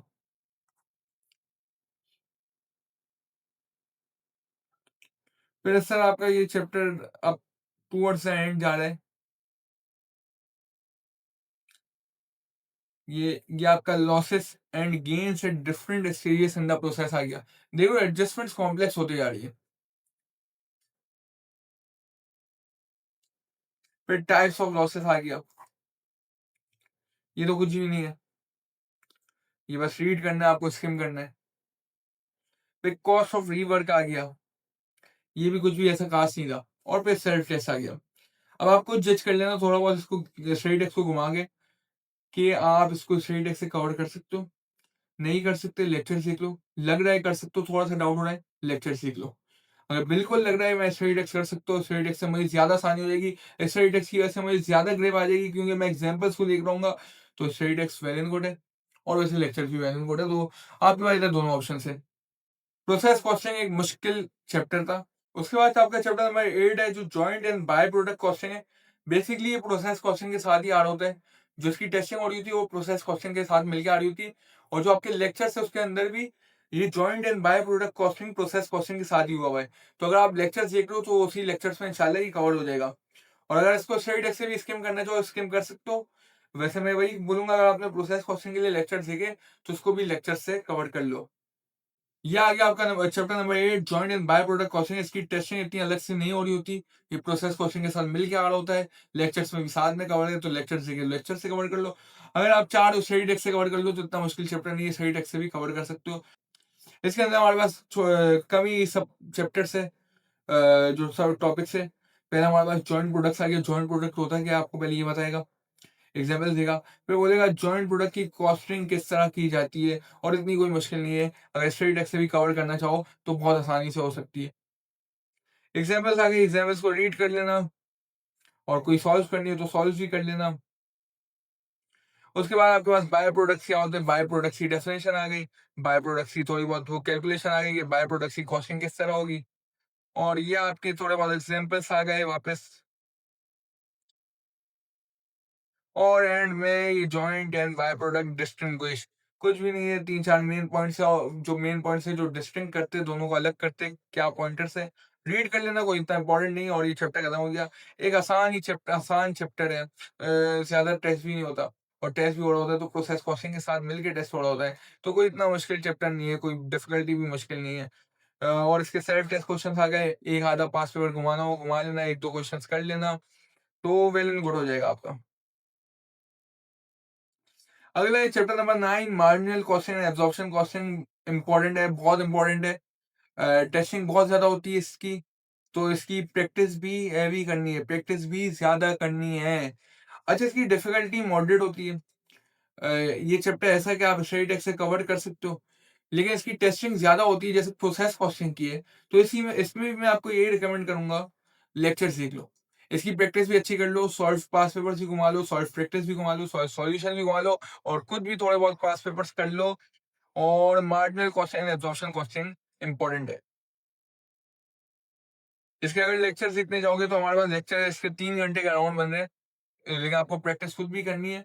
3 घंटे के लेक्चर का मतलब होता है 1.5 से 2 घंटा। 1.5 से 2 घंटे में लेक्चर कवर हो जाएगी। लेक्चर कवर करने के बाद स्टडी टेक्स्ट भी इसकी स्किम कर लेना। मार्जिन एंड एब्जॉर्प्शन कॉस्टिंग की स्टडी टेक्स्ट स्किम करने का इसलिए बोल रहा हूँ, क्योंकि जो स्टडी टेक्स्ट में कंटेंट लिखा हुआ है वो इतना मुश्किल नहीं है, आसान कंटेंट है। लेक्चर्स का सिर्फ इसलिए बोल रहा हूँ क्योंकि इसमें आपका है ना ग्रिप स्ट्रांग होनी चाहिए। इसकी टेस्टिंग हो रही होती है, इंपॉर्टेंट है, और इसके पास पेपर्स भी आप करोगे। ये आ गया आपके पास मार्जिन एंड एब्जॉर्प्शन कॉस्टिंग। अक्सर इसका एक बड़ा सवाल आ रहा होता है, और बहुत यूजुअल टेस्टिंग हो रही होती है, और बड़े नंबर्स में हो रही होती है। पहले आपको मार्जिनल कॉस्ट और मार्जिनल कॉस्टिंग, ये आसान है, ये चीज़ आप रीड करोगे तो आपको समझ आ जाएगी, बहुत आसान चीज़ें लिखी हुई है। फिर reporting profit with marginal costing, आपको स्टेटमेंट का फॉर्मेट बताया होगा मार्जिनल कॉस्टिंग का, ये रहा मार्जिनल कॉस्टिंग प्रॉफिट स्टेटमेंट आ गई।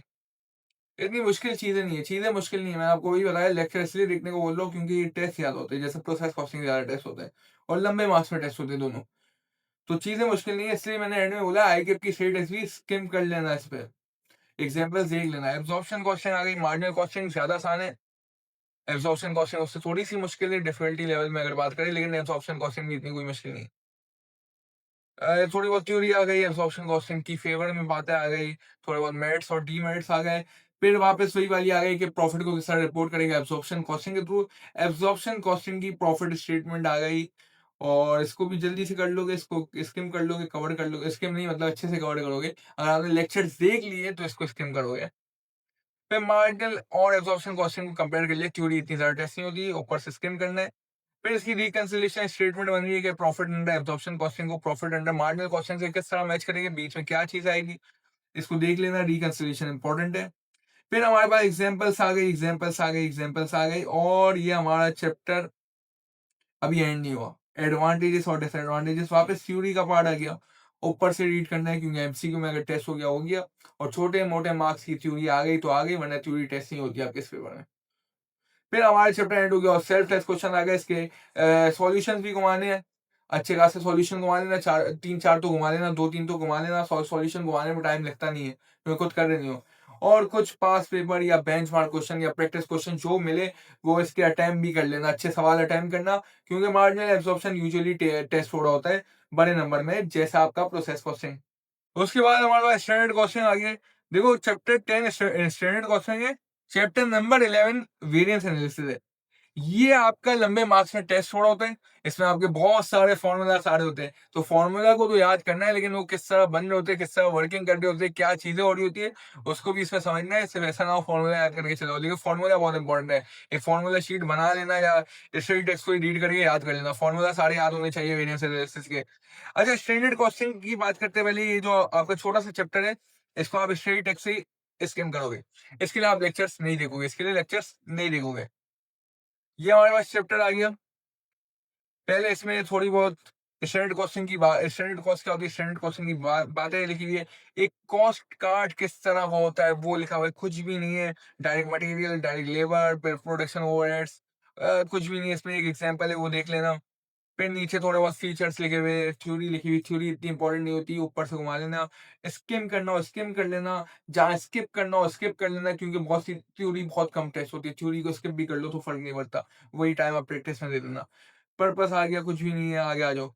बता रहे हैं वेरिएंस कंट्रोल, वेरिएंस इंपॉर्टेंट है, लेकिन वो अगला चैप्टर है। अभी बता रहे हैं बस वेरिएंस इंपॉर्टेंट है, वेरिएंस क्यों करते हैं, फिर आपकी स्टैंडर्ड कॉस्ट किस तरह निकलती है। ये मतलब थ्योरी आ रही है, इसको रीड करना है, रीड भी नहीं, स्किम करना है। स्किम करना है, क्या करना है, स्किम करना है। कुछ एग्जांपल आ गई, फिर allowing for waste and idle time, skim कर लेना, स्किम कर लेना। एग्जांपल्स आ गए और ये चैप्टर खत्म हो गया। अब जो अगला चैप्टर है ना, वेरिएंस एनालिसिस, वो इंपॉर्टेंट है। अब देखो, वेरिएंस एनालिसिस का बड़ा चैप्टर, बड़ा बड़ा सवाल आता है। चैप्टर बहुत इंपॉर्टेंट है, टेस्टिंग ज़्यादा होती है, फ्रीक्वेंटली होती है और बड़े नंबर में होती है, लेकिन जो डिफ़िकल्टी है ना, वो इतनी मुश्किल नहीं है। मतलब अगर मैं आपको कुछ एक्सटेंड तक बताऊँ, जो स्टार्टिंग की वेरिएंसेस करोगे, वो उसकी तो डिफ़िकल्टी बहुत आसान है। अगर आप एंड में जाओगे, कुछ वेरिएंसेस ऐसी है, जो थोड़ी बहुत आपको कॉम्प्लेक्स लगे। फॉर एग्जांपल ये मटेरियल मिक्स, यील्ड वेरिएंसेस पे बैकवर्ड के साथ वर्किंग कर रहे होते हैं। अभी देखो, वेरिएंस एनालिसिस आ गई, डायरेक्ट मटेरियल वेरिएंस आ गई।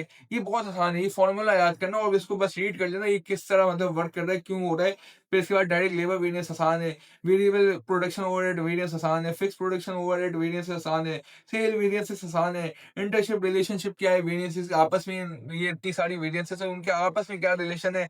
तो ये भी इतनी कोई मुश्किल चीज़ नहीं है। Operating statement, material mix yield variance, material mix and yield variances, working backward, इन 2-3 चीज़ों के लिए आप लेक्चर रेफर कर सकते हो। बाकी चीज़ स्टडी टेक्स्ट से कवर कर सकते हो। और वैसे ये भी जो पूरा चैप्टर है ना, डिफ़िकल्टी लेवल इतना नहीं है, डिफ़िकल्टी बहुत मॉडरेट है, बहुत मॉडरेट है। तो अगर आप इसको सिर्फ़ चारों स्टडी टेक्स्ट से कवर कर लो, तो स्टडी टेक्स्ट से भी कवर कर सकते हो, लेकिन इसकी टेस्टिंग ज़्यादा है। प्रैक्टिस अच्छी करनी है, प्रैक्टिस अच्छी करनी है, प्रैक्टिस अच्छी करनी है। और अगर इसकी टेस्टिंग ज़्यादा है, तो अगर आपको लेक्चर्स देखने हैं, तो लेक्चर्स भी देख लो। और इसका ये आपका स्टैंडर्ड कॉस्टिंग के नाम से ही, क्योंकि ये मर्ज करके आता है वेरिएंस एनालिसिस। और जो हमने ऊपर स्टडी टेक्स्ट में देखा था, वो एक बेसिक पार्ट लिखा हुआ था स्टैंडर्ड कॉस्टिंग का। 10 घंटे के लेक्चर है, 5 घंटे में कवर हो जाएंगे। अगर देखना चाहो 5 घंटे के लेक्चर सीख लो। और लेक्चर्स को भी 2x में करना, और थोड़ी बहुत स्टार्टिंग की चीज़ें स्किप करना, बहुत आसान है वो चीज़ें, वो आप रीड करके कवर कर लोगे। अगर हम लोग इसमें देखें, देखो वेरिएंस एनालिसिस की थोड़ी बहुत बातें आ गई। बजट क्या होता है, फिर ये चीज़ आ गई, ये आसान है, कुछ भी नहीं है। फ्लेक्स बजट क्या होता है, आगे चलते हैं। कॉस्ट वेरिएंसेस आ गई, फिर डायरेक्ट मटेरियल वेरिएंसेस कर रहे हो, फिर उसके बाद डायरेक्ट लेबर वेरिएंस कर रहे हो, ये डायरेक्ट लेबर वेरिएंस आ गई। कुछ भी नहीं है, सीरियसली रीड करोगे ना समझ आ जाएगा, बहुत आसान है। मैंने लेकिन आपको यही बोला, लेक्चर देखना हो देख लेना, क्योंकि टेस्टिंग होती है, टेस्टिंग अच्छी हो रही होती है इसकी। बड़े मार्क्स में टेस्ट पड़ा होता है, और बहुत ज़्यादा फ्रीक्वेंटली टेस्ट पड़ा होता है। सही, फिर वेरिएबल प्रोडक्शन ओवरहेड वेरिएंस आ गई, आसान वेरिएंस है, फॉर्मूला है मेन तो। सही, फिर फिक्स प्रोडक्शन ओवरहेड वेरिएंस आ गई, एब्जॉर्प्शन कॉस्टिंग।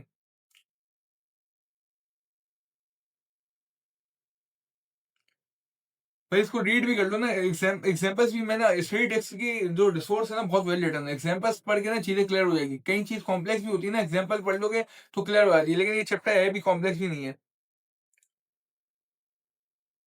फिर सीएस में वेरिएंस आ गए, आसान है।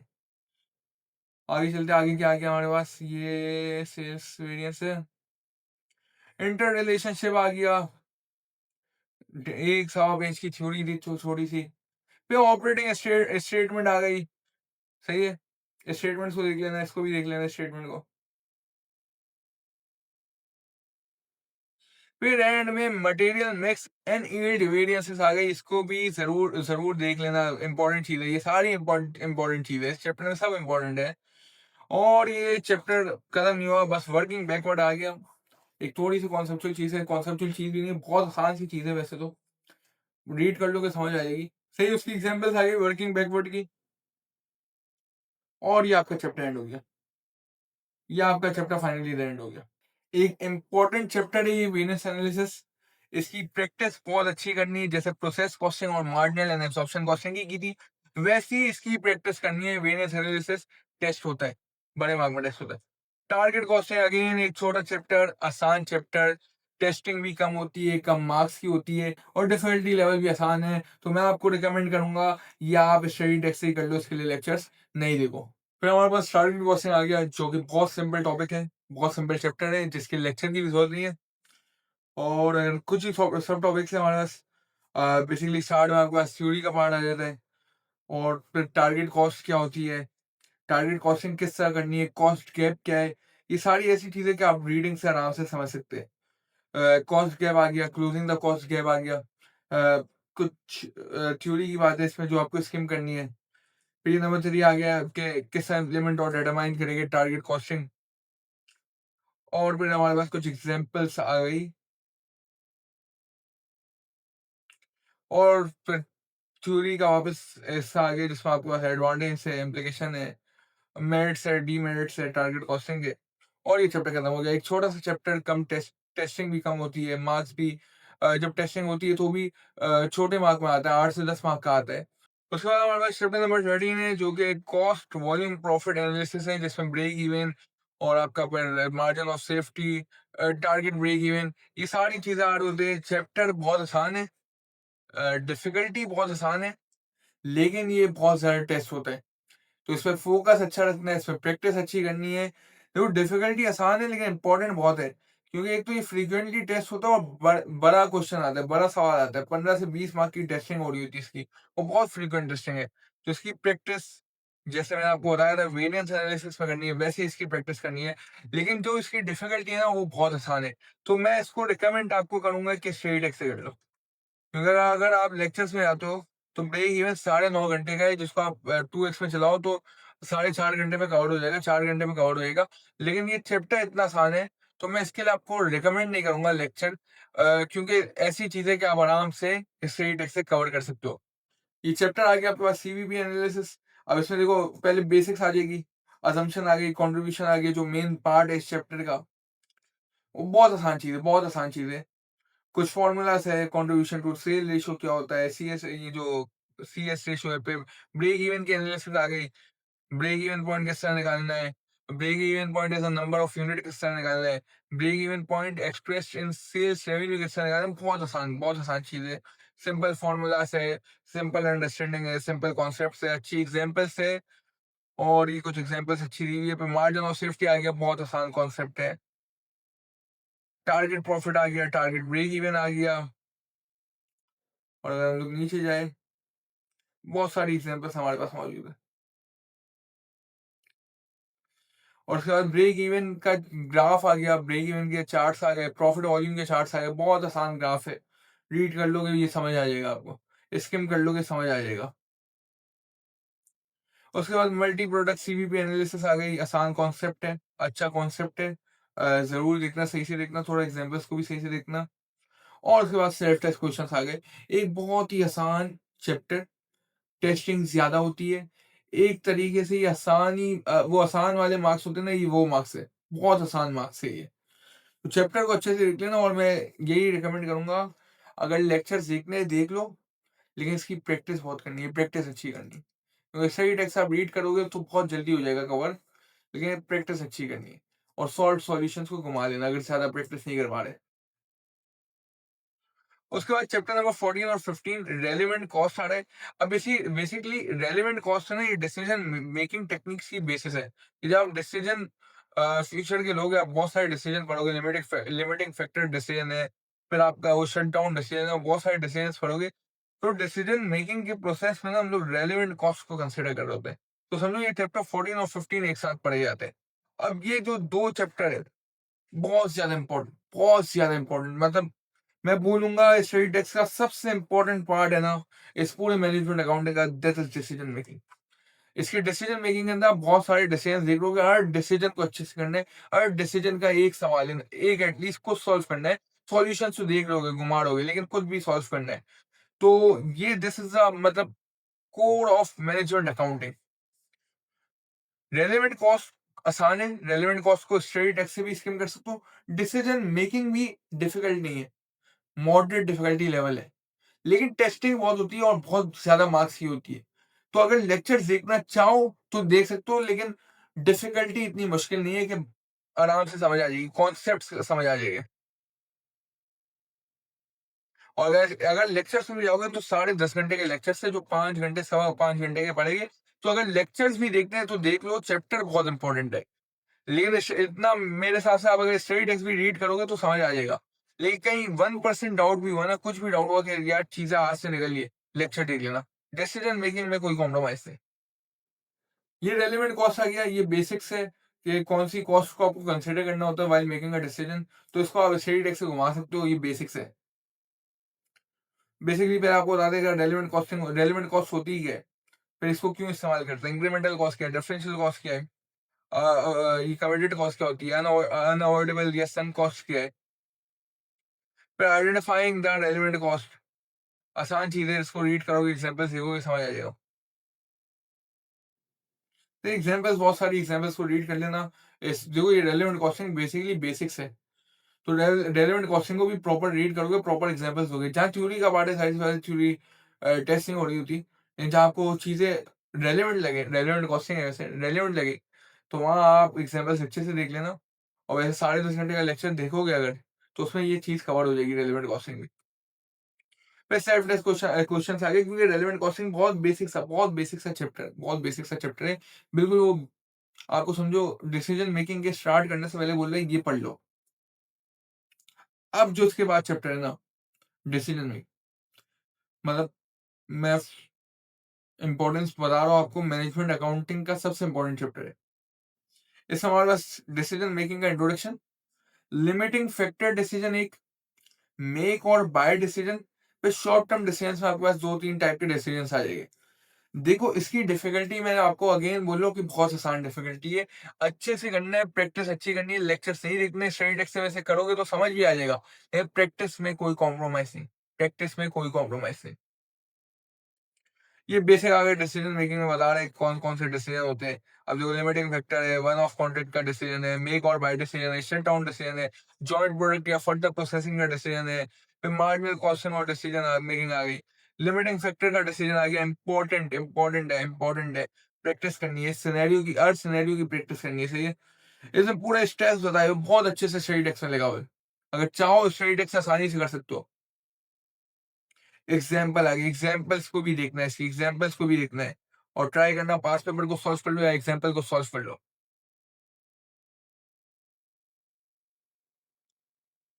सारी एग्जाम्पल्स को देखना है। फिर आ गया मेक और बाय डिसीजन, अगेन इंपॉर्टेंट है, बहुत इंपॉर्टेंट है। ये स्टेप्स आ गए सारे।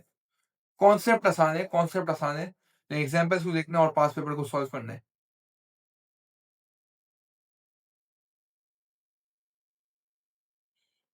एग्जाम्पल्स बहुत सारा इसलिए है क्योंकि ये आपको दिखा रहा है कि कितना इंपॉर्टेंट है।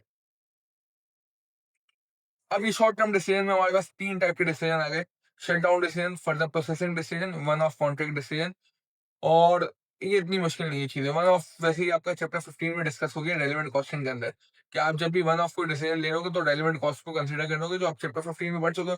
और ये आसान है। शट डाउन डिसीजन भी इतना मुश्किल नहीं है, फर्दर प्रोसेसिंग डिसीजन भी इतना मुश्किल नहीं है। एक एक सवाल दोनों सिनेरियो का कर लेना, डिसीजन मेकिंग में कोई सिनेरियो छोड़ोगे नहीं।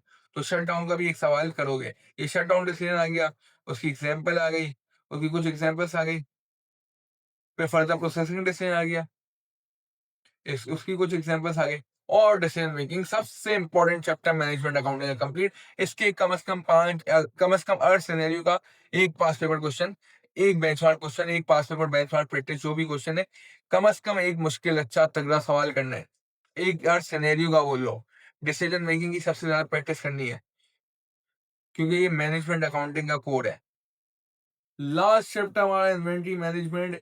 ये अगेन इम्पोर्टेंट चैप्टर है। ये बड़े मार्क्स में भी टेस्ट हो जाता है, कभी छोटे मार्क्स में होता है, कभी बड़े मार्क्स में होता है और ये भी फ्रीक्वेंटली टेस्ट हो रहा होता है। इसके अंदर आपका एक important concept economic order quantity भी आ रहा होता है। तो ये एक अच्छा चैप्टर है, एक इम्पोर्टेंट चैप्टर है, इसको छोड़ नहीं सकते, इसकी भी अच्छी प्रैक्टिस करनी है और this is also a important chapter.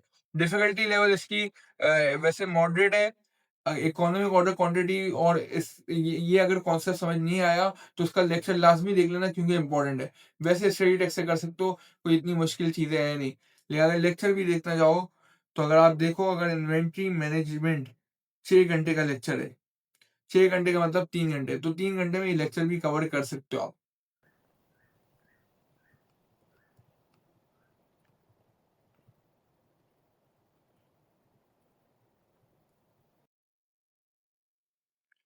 देखो डिसीजन मेकिंग में कितने सारे प्रैक्टिस क्वेश्चंस हैं।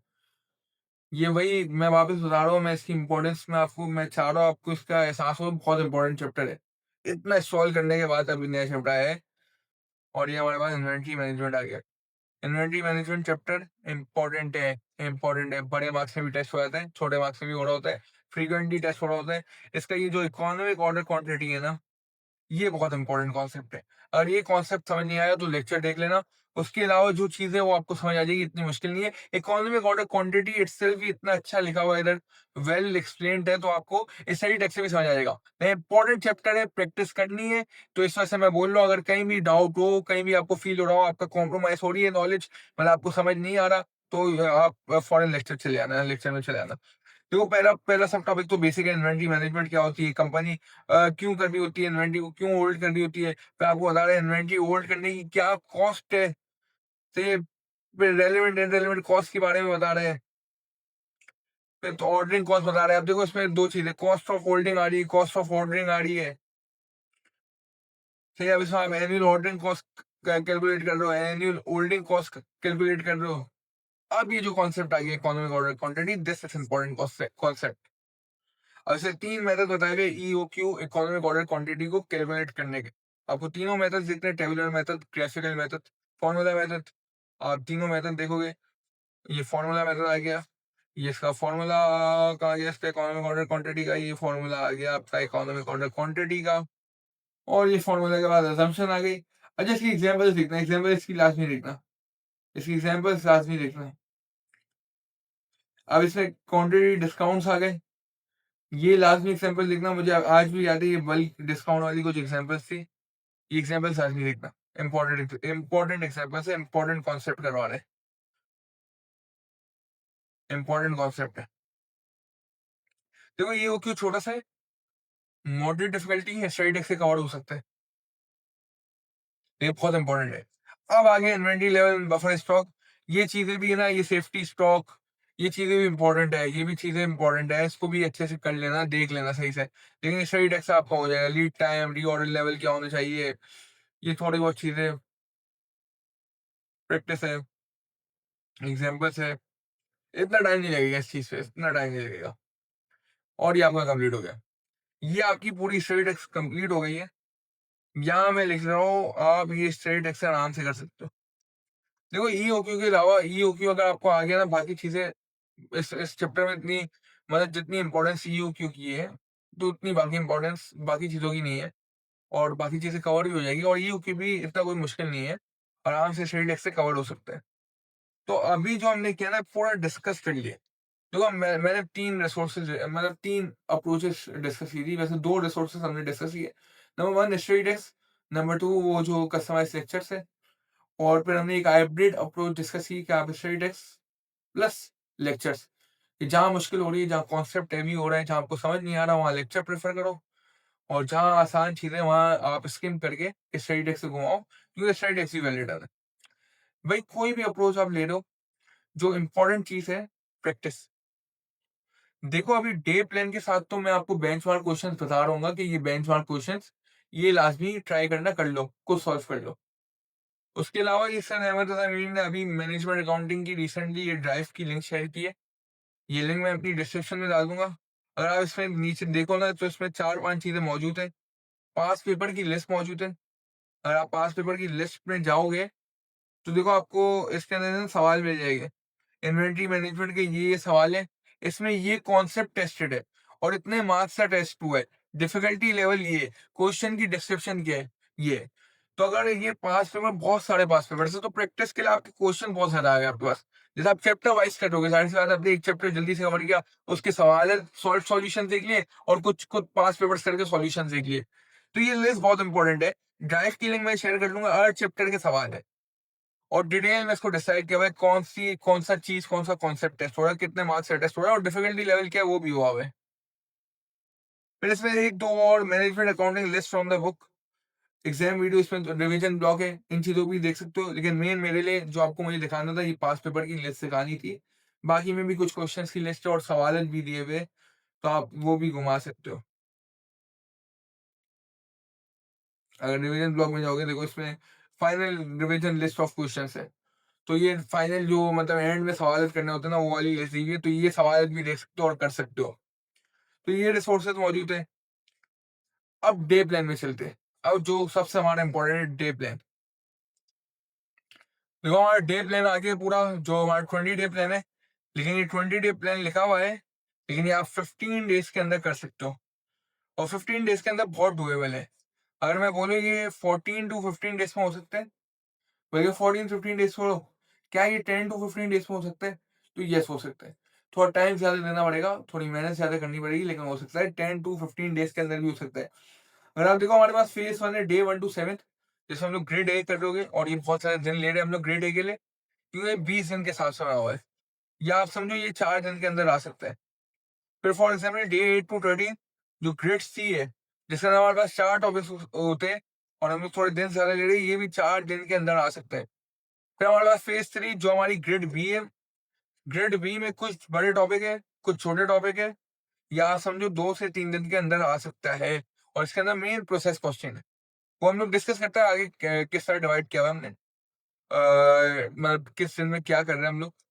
और फिर फेज 4 एंड में जो मॉक का है और प्रैक्टिस का है, और वो आप इसके साथ ही कर सकते हो। तो आप समझो 4+4+3, मतलब 11 से 12 दिन में भी ये कवर हो सकता है। लेकिन हमारा प्लान 15-20 दिन के साथ से बना हुआ है, 15-20 दिन के साथ से बना हुआ है।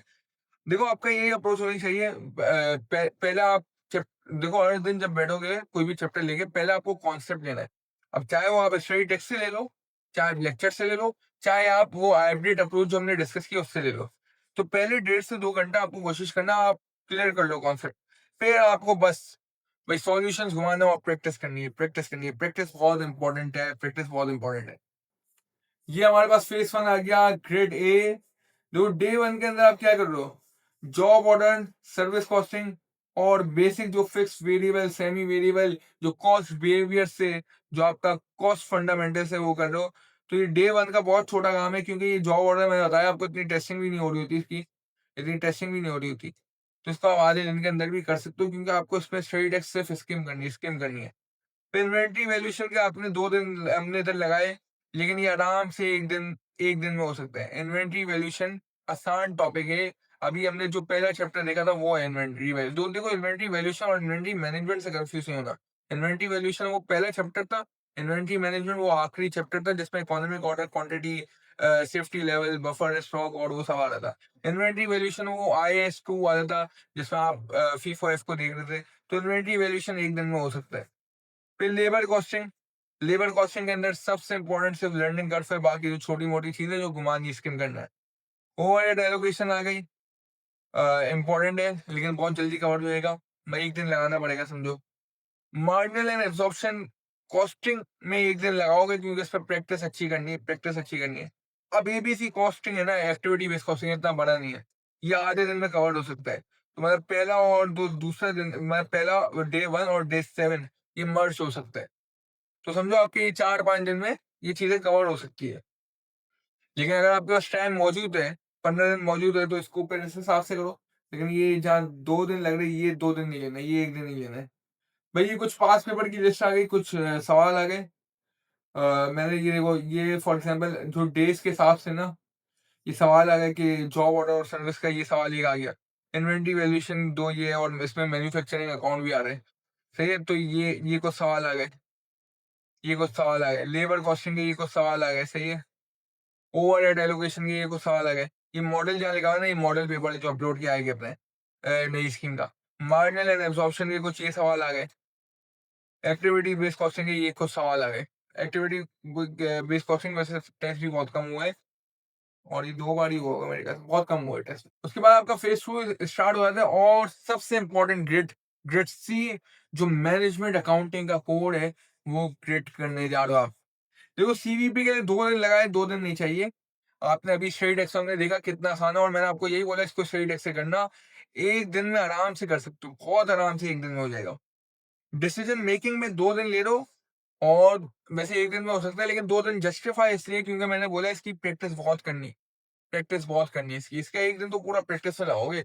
कॉन्सेप्ट तो बहुत जल्दी कवर हो जाएगा, कॉन्सेप्ट इसके मुश्किल नहीं है, प्रैक्टिस करनी है क्योंकि इसकी ये ज़्यादा टेस्ट हो रहा होता है, बहुत टेस्ट हो रहा होता है। इन्वेंटरी मैनेजमेंट छोटा-सा है, आराम से 1 दिन में कवर हो जाएगा। समझो ये ग्रिड आपकी 4 डेज़ के अंदर कवर हो जाएगी। देखो ये जो सवाल की लिस्ट आ रही है इधर तो कम सवाल है। जो मैंने आपको सर अहमद का फ़ोल्डर दिखाया था उसकी लिंक मैं अपनी डिस्क्रिप्शन में डाल दूँगा। उसके अंदर 4 फाइलें और सब में बहुत सारे सवाल मौजूद है और पास्ट पेपर्स के रेफरेंसेस भी मौजूद है, तो सब मौजूद है। अब इसमें देखो सीवीपी के ये सवाल आ गए कुछ, डिसीजन मेकिंग के अब देखो रेलेवेंट और मेक और बाय के ये सवाल आ गए, शट डाउन फर्दर प्रोसेसिंग के ये सवाल आ गए। इन्वेंटरी मैनेजमेंट ईओक्यू के ये सवाल कुछ आ गए, स्टॉक लेवल के ये सवाल आ गए।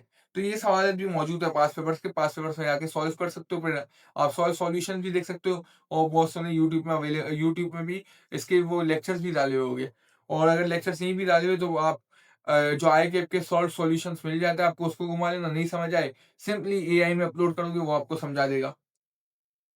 और ग्रेड सी सबसे इंपॉर्टेंट है भाई, मैं वापस इंपॉर्टेंस दे रहा हूँ। लास्ट 8 अटेम्प्ट्स में अगर देखें ना तो इसकी ग्रेड जो 34 मार्क्स से नीचे गई नहीं है। अगर मैं एवरेज की बात करूँ तो 34-35 मार्क्स से नीचे नहीं गई है। बहुत इंपॉर्टेंट ग्रेड है। फिर फेज 3 में हमारे पास लास्ट ग्रेड आ गई जो हमारे पास ग्रेड बी है। ग्रेड बी में अगर देखो ना 2 चैप्टर बहुत इंपॉर्टेंट है। एक तो ये प्रोसेस कॉस्टिंग में 2 दिन लगा लो, जस्टिफाइड है क्योंकि इसकी प्रैक्टिस कर लोगे और थोड़ा सा ऐसे कॉन्सेप्ट बहुत ज्यादा है। जॉइंट एंड बाय प्रोडक्ट वैसे इन 2 दिन के अंदर हो जाएगा क्योंकि प्रोसेस कॉस्टिंग के साथ यूजुअली टेस्ट पड़ा होता है और अलग से इसको करने की जरूरत नहीं है, इसके साथ ही कवर हो जाएगा। तो 2 दिन के अंदर आपका process costing, joint and by product हो जाएगा। अरे टारगेट कॉस्टिंग स्कीम करना है आपको, मैं बताया हुआ है। कम टेस्ट होता है बहुत ज़्यादा और इसकी टेस्टिंग भी मॉडरेट होती है। स्टडी टेक्स आराम से स्किम करके ये क्लियर हो जाएगा, कवर हो जाएगा। तो इसको आप इनके साथ कर लेना या नीचे वेरिएंस एनालिसिस करो तो जब कर लेना। देखो वेरिएंस एनालिसिस 1 दिन में हो सकता है, बहुत डूएबल है 1 दिन में, कोई मुश्किल बात नहीं है। लेकिन अगर आपको ज़्यादा प्रैक्टिस करनी है तो उसके 2 दिन भी ले लो ना तो भी सही है। तो समझो ये 3 दिन में हो जाएगी आपकी ग्रेड। 3 दिन में आपकी ग्रेड 3 या 4 दिन में, अगर 2 दिन ले रहे हो तो 4 दिन लगेंगे, 4 दिन में हो जाएगी ये ग्रेड आपकी। फिर हमारे पास इसके कुछ सवाल आ गए, प्रोसेस कॉस्टिंग के कुछ सवाल आ गए, जॉइंट एंड बाय प्रोडक्ट और टारगेट कॉस्टिंग के कुछ सवाल आ गए। ये टारगेट कॉस्टिंग का सवाल है। स्टैंडर्ड कॉस्टिंग जो वेरिएंस एनालिसिस है उसके सवाल आ गए। ये सवाल है। तो यहाँ हमारा 18 डे का आप समझो ये 18 डे का सिलेबस खत्म हुआ है 18 डेज के अंदर। लेकिन ये हमने बताया ये बहुत ज़्यादा एक्सटेंडेड है। यही सिलेबस आप कितने दिन में कवर कर सकते हो? 10 दिन के अंदर कर सकते हो, हमने देख लिया अभी। 10, 11, 12 दिन में कर सकते हो आराम से। चलो 10 नहीं 12, 13, 14 दिन भी ले लो तो भी सिलेबस आराम से कवर हो सकता है। और 1 दिन लगाना इस चीज़ के लिए जो फेज़ 4 है। वैसे मैंने 2 दिन लगाए हुए। 2 दिन का टाइम मौजूद हो तो चलो 2 दिन लगा लेना। लेकिन वैसे 1 दिन लगा लेना जिसमें आप एक फाइनल रिविज़न कर लो कि स्टडी टेस्ट को स्किम कर लिया या जो सवालात किए ना उसको ही जो आपने खुद अटेम्प्ट किए, उसी को आपने एक बार पूरा घुमा लिया। और 2 मॉक टाइम लगा के, घड़ी लगा के, टाइमर लगा के 2 मॉक पूरे खुद से अटेम्प्ट करना और उसको मार्क करना। देखो ये इस पेपर में ना ये थोड़ा टाइम क्रूशियल पेपर है। टाइम मैनेजमेंट इस पेपर में मुश्किल हो जाती है। इसको पेपर को अटेम्प्ट करना पूरा मुश्किल हो जाता है। तो टाइम मैनेजमेंट में बहुत स्टूडेंट्स को मुश्किल होती है। तो अगर 2 मॉक आपने कर लिए ना, 2 मॉक कर लिए तो आपके लिए बेहतरीन हो जाएगा आपके टाइम मैनेजमेंट में और आपको एक पेपर का ओवरऑल अंदाजा हो जाएगा किस तरह टाइम मैनेज करना है। एग्जाम मॉर्निंग जब उठो तो 1-2 सवाल कर लेना सुबह-सुबह ताकि आपको एक अच्छा वार्म अप मिल जाए, आपका दिमाग सोचना स्टार्ट कर दे और फिर पेपर में जाओगे इंशाल्लाह। अल्लाह पे तवक्कल रखता हूँ और ये पेपर बहुत आसानी से आप पास नहीं, आप इस पेपर को एस करोगे। मेरी आपके साथ दुआ है और मैनेजमेंट अकाउंटिंग की बहुत ज़्यादा स्टूडेंट्स से बोला सर मैनेजमेंट अकाउंटिंग की वीडियो बनाएँ क्योंकि बहुत से स्टूडेंट्स स्ट्रगल करते हैं और अगर आपने देखा होगा मैंने इस वीडियो में पूरी स्टडी टेक्स्ट आपके साथ एक तरीके से स्किम की है। बहुत जल्दी-जल्दी ऊपर-ऊपर स्क्रॉल करके घुमाइए। वो दिखाने के लिए कि बहुत पॉसिबल है। स्टूडेंट्स को लगता है ये पेपर बहुत बड़ा है, बहुत लेंथी है कि कवर नहीं कर सकते हम। मैंने आपके साथ स्टडी टेक्स्ट इसलिए स्किम की है, इसकी रियलिटी दिखाने के लिए कि कुछ 4-5 बड़े चैप्टर्स है, उसके अलावा इतने आसान चैप्टर्स हैं जो स्किम करके आप निकाल लोगे। तो इतना कुछ मुश्किल नहीं है, बस एक चीज़ याद रखना, practice is the key to success in management accounting. CAF के आपके हर पेपर में एमसीक्यूज़ आ गए और स्टूडेंट्स पूछ रहे हैं एमसीक्यूज़ कैसे करेंगे? तो मैंने वॉलंटरीली एक प्लेटफ़ॉर्म पूरा बनाया हुआ है कि आप लोगों के लिए मतलब आप लोगों ने इतनी एप्रिसिएशन, सपोर्ट और हर वक़्त आप लोग मुझे एप्रिशिएट कर रहे होते हैं, एनकरेज कर रहे होते हैं, सपोर्ट कर रहे होते हैं। तो मेरा भी कुछ फ़र्ज़ बनता है कि मैं कम्युनिटी को गिव बैक करूँ। तो मैं ट्राई कर रहा होता हूँ जो-जो चीज़ें मैं आप लोगों के लिए कर सकूँ वो करो। तो एक प्लेटफ़ॉर्म है द सी ऐप करके जो मैंने आप लोगों के लिए पूरा ये लाइव किया हुआ है। इसके अंदर अगर एमसीक्यू प्रैक्टिस में जाएँगे तो पीआरसी के सारे सब्जेक्ट्स, कैफ के सारे सब्जेक्ट्स सब मौजूद है। सबके अच्छे खासे एमसीक्यूज़ मौजूद है। अगर आप देखो 300-300 एमसीक्यूज़ हर कैफ के सब्जेक्ट के मौजूद है। हज़ार-हज़ार एमसीक्यूज़ हर पीआरसी के सब्जेक्ट के मौजूद है।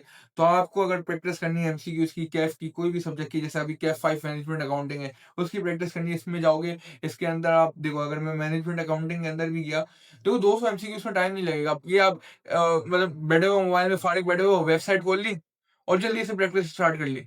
फॉर एग्ज़ाम्पल कहीं जा रहे हो तो भी थोड़ा-सा टाइम मिला जल्दी से कर लिया। कहीं भी मतलब मोबाइल में खोल के स्टार्ट कर दिया तो ऐसा ये ऐसी चीज़ है कि मतलब आपको कोई डेडिकेटेडली बैठना नहीं पड़ेगा इसके लिए। अब देखो उसमें टॉपिकल भी है, रैंडम वॉक भी है, मैराथन भी है, आप रिव्यू भी कर सकते हो। तो आप लोगों के लिए डिज़ाइन किया है तो इसको आप इस्तेमाल करें और अपना फ़ायदा उठाएँ। प्रैक्टिस इज़ द की।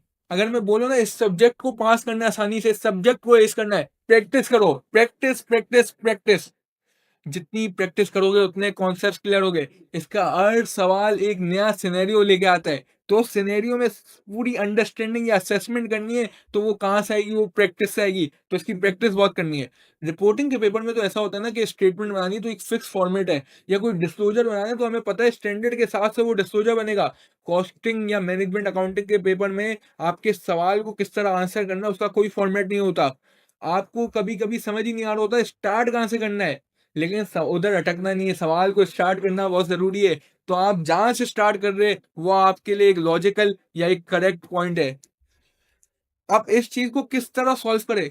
मैक्सिमम प्रैक्टिस या आप सॉल्व पास्ट पेपर्स देखो। जितने पास्ट पेपर्स घुमाओगे, उतनी आसानी होने वाली है। इस मैनेजमेंट अकाउंटिंग के पेपर में मैथमेटिक्स बहुत है, इक्वेशन सॉल्विंग लेकिन बेसिक मैथ है। Equation solving, fraction, decimals, logarithm कहीं-कहीं। एग्ज़ाम डे में क्या करना है आप एग्ज़ाम डे आ गया, पेपर स्टार्ट हो गया, सबसे पहले आपको पेपर में जल्दी पहुँचना है ताकि आप एग्ज़ाम हॉल के एनवायरनमेंट से कंफर्टेबल हो जाए।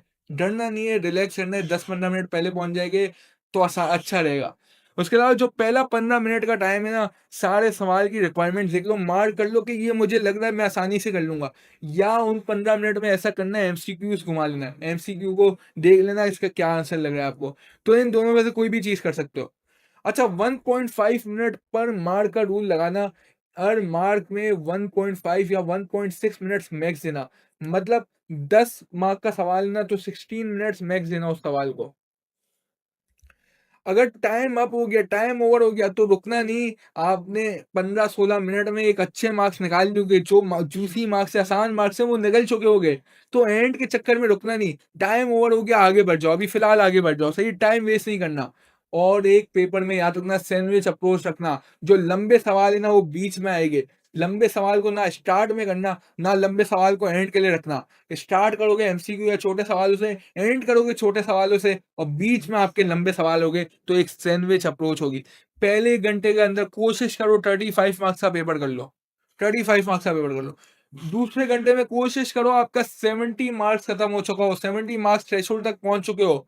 एमसीक्यूज़ इसके अंदर मैं शामिल कर रहा हूँ और तीसरे घंटे में आपको पूरा 100 मार्क्स का करना है। आपकी कोशिश होनी चाहिए पेपर पूरा अटेम्प्ट करो, पेपर में पूरे सवा 3 घंटे बैठो। इंशाअल्लाह अल्लाह अल्लाह ताला आपको ये पेपर आसानी से पास करवाएँगे। जो मैंने 1.5 या 1.6 बताए ना, वैसे वो 1.8 रखता है।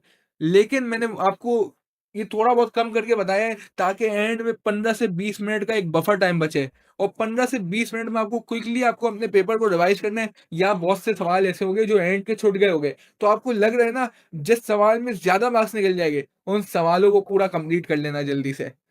और कोशिश ये करना 100% अटेम्प्ट करो, लेकिन अगर 85 टू 90% अटेम्प्ट भी हो रहा है ना, एक अच्छा अटेम्प्ट है। तो कोई भी कैफ के सब्जेक्ट की एमसीक्यू की प्रैक्टिस करनी है तो इधर आ जाओ। कॉन्सेप्ट्स को रिवाइज़ करना है टॉपिकली, तो टॉपिक वाइज़ भी उसको कॉन्सेप्ट्स को रिवाइज़ कर सकते हो। तो प्लेटफ़ॉर्म आप लोगों के लिए लाइव है, इसको इस्तेमाल करें, फ़ायदा उठाएँ। चलिए, थैंक यू सो मच।